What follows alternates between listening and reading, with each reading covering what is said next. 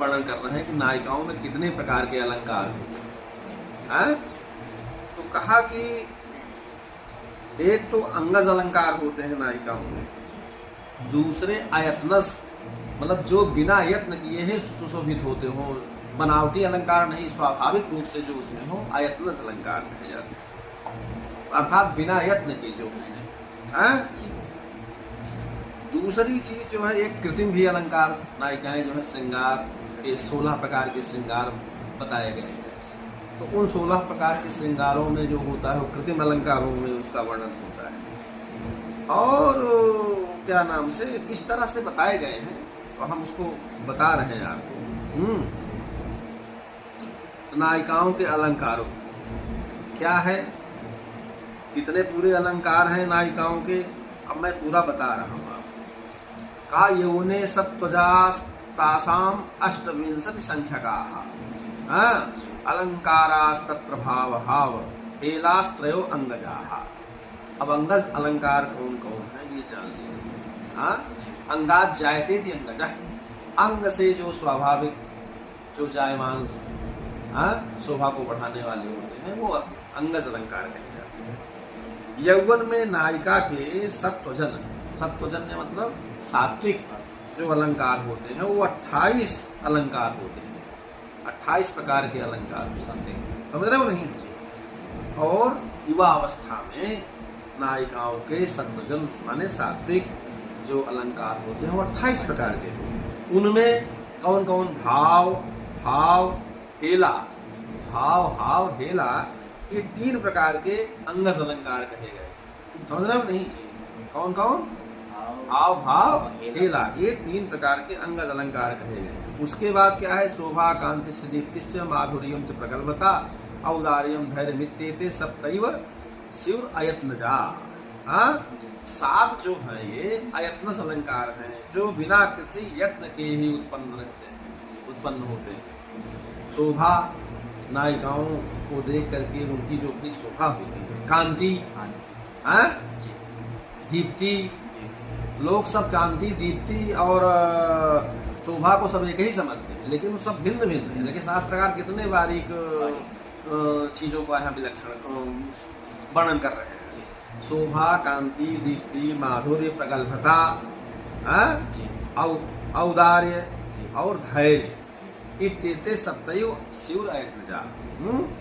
ये 7 अयत्नस, अयत्नस अर्थात अयत्नस मतलब स्वाभाविक, ये जो है बिना किसी यत्न के ही नायिकाओं में उत्पन्न होते हैं। ये स्वाभाविक रूप से बिना किसी यत्न के ही नायिकाओं की शोभा को बढ़ाने वाले होते हैं। इसको अयत्नस अलंकार कहा जा सकता है, ठीक है। अब देखिए 18 जो होते हैं स्वभाव सिद्ध ही अलंकार है। लीला विलासो विच्छित्र विभ्रोका किंचितम मोट्टायितम कुट्टमितम विभ्रमो ललितम मदः विहितम तपनम मौढ्यम विक्षेपश्च कुतूहलम हसितम चकितम केलीर्गित्यष्टादश संख्यकाः स्वभावजाश्च भावाद्या 10 पुंसाम भवन्त्यपि। समझ रहे हो ना।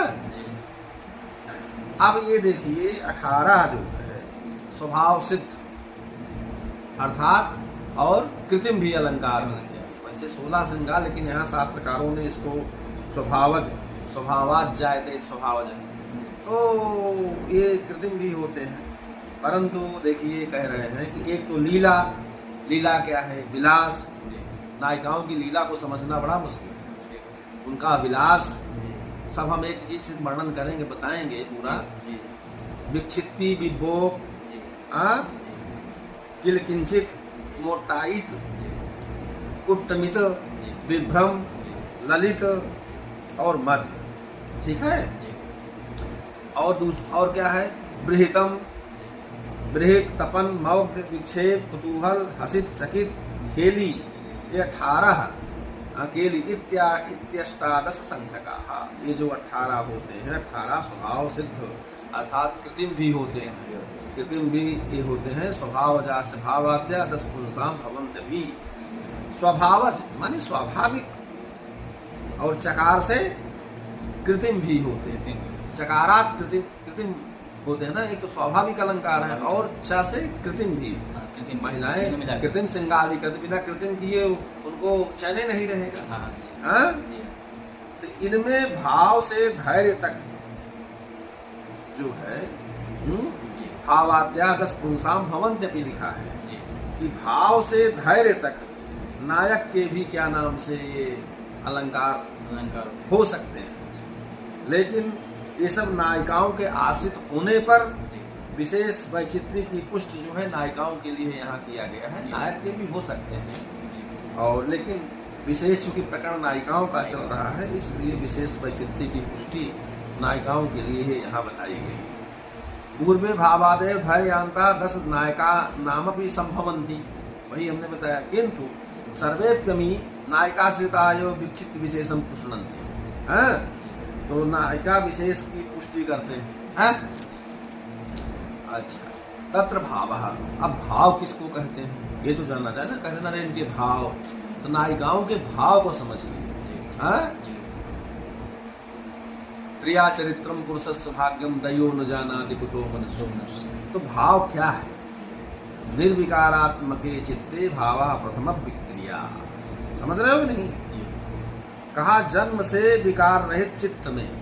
जब आदमी, फ्रायड ने भी कहा कि एक प्रकृतिवादी दार्शनिक था कि बच्चा जब पैदा होता है तो शीशे की तरह, लेकिन समाज के सानिध्य में आकर के वो धीरे धीरे उसमें बुराइयां उत्पन्न होती। तो वही वो कह रहे हैं कि जन्म से जो विकार रहित चित्त होता है, जब जन्म होता है उस समय तो आदमी बड़ा चित्त उसका बड़ा साफ होता है, किसी से कोई राग द्वेष वैसा कुछ नहीं।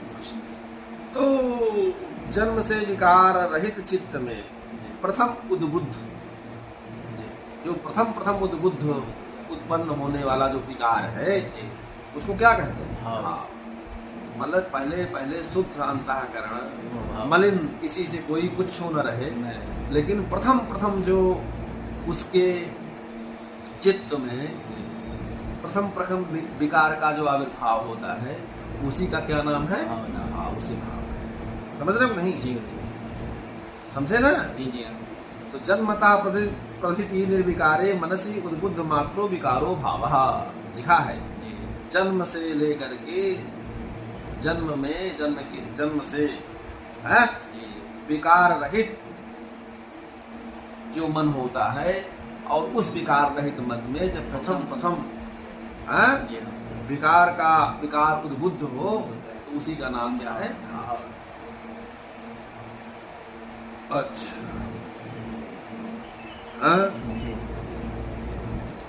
तो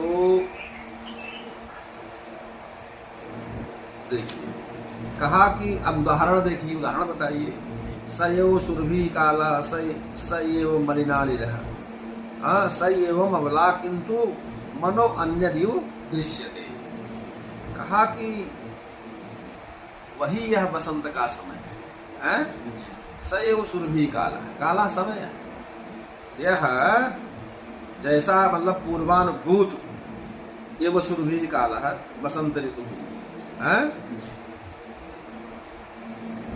तो कहा कि यह वही बसंत का समय है और क्या है? सएव मलयानिल, वही यह मलय का वायु है। दाक्षिणात्यो वातः मलयानिल, दक्षिण से संबंधित दक्षिण की तरफ से जो हवा आती है उसको मलयानिल कहते हैं। तो मलय वायु है। समझ रहे हो कि नहीं? लोग नहीं जानते मलय वायु क्या है। दक्षिण की तरफ से जो वायु बहती हो उसको मलय वायु कहते हैं। तो कहा कि वही मलय का वायु बह रहा है। या सएवम अबला किंतु यही स्त्री, यह जो स्त्री है वही है जो पहले थी। किंतु मनो अन्य दृश्य थे, लेकिन इसका मन कुछ अन्य के ही समान क्या नाम से देखा जा रहा है। इसका मन कुछ अन्य प्रकार से ही देखा जा रहा है। वो मन में कुछ विलक्षणता है, तो वो मन जो अन्य प्रकार, अन्य जो विकार आ रहा है वो अनुभूत कर रहा है। तो ये क्या है? प्रथम जो मन में विकार है सही वही है। सारी चीजें पूर्वानुभूत वही सब चीजें हैं, लेकिन इसका मन कुछ अलग तरीके से क्या नाम से आज दिखाई दे रहा कुछ अन्य मनस्क, मतलब अन्य प्रकार से ही देखा जा रहा, जैसा कभी देखा नहीं गया था। तो इसलिए यह जो है भाव का उदाहरण। अब कहा कि भाव किसे कहते हैं? लोग कहते हैं ना, अरे भाव भाव इनको देखिए, लेकिन न हाव को उनको पता है, न भाव का पता है। तो हाव क्या है उससे देखिए। अच्छा, कहा कि भू नेत्रादि विकारैस्त संभोग इच्छा प्रकाश कह भाव एवाल्प संलक्षण विकारो भाव उच्चते। अभी देखिए, कहा न कि आंखों से मुलाकात हो गई, रहे दोनों खामोश मगर बात हो गई। आंखों से जो इशारा कर देते हैं लोग समझ जाते हैं। इशारों में दिल लेने वाले, बताओ हुनर तुमने सीखा कहाँ से? आजकल इशारे कई तरह के हैं। वही कह रहा, भ्रू नेत्रादि विकार है। भ्रू माने भौहें, नेत्रादि हाथ, आदि पद से हाथ, हस्त इत्यादि से निर्देश करके, नेत्रों से भी इशारा करते हैं, आदि सबसे हाथ इत्यादि से के द्वारा विकारों से संभोग की इच्छा का जो प्रकाशक, विकार है संभोग इच्छा प्रकाशक है। नेत्र, हाथ, हस्त इत्यादि के द्वारा विकारों से संभोग की इच्छा का जो प्रकाशक हो, ऐसा जो क्या नाम से ये वाल्प संलक्ष भाव विकारो भाव चले, ऐसा जो कुछ विकार वाला भाव ही भाव कहलाता है। विकार वाला भाव ही भाव कहलाता है। समझ रहे हो नहीं? अच्छा, ये है। तो और पढ़ा दूं? चलो इसका उदाहरण पढ़ा। कहा बिभ्रणवती शैल सुता विभावा भंगई स्फुरत बाल कदम कल्पई साची कृताचारु तरेण तस्थो मुखेन परयस्त विलोचने। तो इसको थोड़ा बदलो। कहा कि देखिए, बिभ्रणवती शैल सुता विभाव भंगई स्फुरत बाल कदम कल्पई साची कृताचारु तरेण तस्थो मुखेन परयस्त विलोचने। यही है ना? जी। तो कहा कि यह कुमार संभव का पद्य है। इसमें कालिदास ने शिव जी के और माँ पार्वती का वर्णन किया है। तो शिव जी के तपोवन में कामदेव का प्रादुर्भाव होने पर माता पार्वती की अवस्था का वर्णन कर रहे हैं। तो कहा पार्वती कैसे हैं? कहा माता पार्वती कैसी हैं? शैल सुतापी, स्फुरत बला कदम्ब कल्पई विकसन नूतन कदम्ब कुसुम सदृशई, अर्थात रोमांचे। ठीक है? विभीषणवती प्रकटयंती। तो कहा कि पार्वती भी खिले हुए कदम्ब के पुष्पों के समान। माँ पार्वती कैसे है? कहा कि फुरत कदम्ब कल्पई, खिले हुए कदम्ब पुष्पों के समान। और क्या कर रहे हैं? कहा कि भाव भंगई, अपने अंगों से मन के विकार को प्रकट करती हुई, अपने अंगों से मन के विकार को प्रकट करती हुई। समझ रहे ना? जी। तो विभीषणवता माने प्रकट करती हुई, और शिव जी के नेत्रों को लगा करके, शिव जी के नेत्रों को लगाकर मुख को कुछ तिरछा सा खड़ी, मुख को कुछ तिरछा करके वो खड़ी हो गई। साची कृताचारु तरेण तस्थो मुखेन परयस्त विलोचने। तो शिव जी के नेत्रों को लगा करके मुख को थोड़ा सा तिरछा करके खड़ी हो रही हैं। यह कुमार संभव का पद्य है। तो इसलिए जो ये हाव का उदाहरण है, ठीक है, भू नेत्रादि के द्वारा है, और अंगों से मन के विकार को जो प्रकट किया है, इसलिए हाव का उदाहरण। ठीक है? अब हेला का उदाहरण बता रहे हैं। हैं? कहा हेलात्यंत समा लक्ष्य विकार हेलात्यंत समा लक्ष्य विकार स्यात् सएव तू सएव भाव एव। ठीक है। कहा कि अत्यंत विकार से युक्त, अत्यंत मन में विकार से युक्त जब कोई भाव होता है तो उसी भाव को हेला कहा जाता है। समझ रहे नहीं? अत्यंत विकार से युक्त जो मन होता है या अर्थात भाव होता है उसी भाव को हेला कहते हैं। समझ रहे हो ना? जैसे तथा तस्या छटित प्रवृत्ता बद्ध्वा सर्वांग विभ्रमा सकलाः संशयित मुग्ध भावा भवन्ति चिरं यथा सखीनामपि।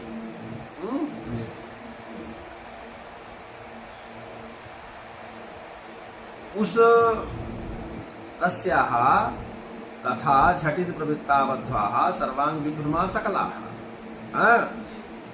कहा कि उस जो नववधू है कोई, तो उस नववधू के समस्त अंगों के विलास झटित प्रवृत्ता, झटपट उसी तरह प्रादुर्भूत हुए।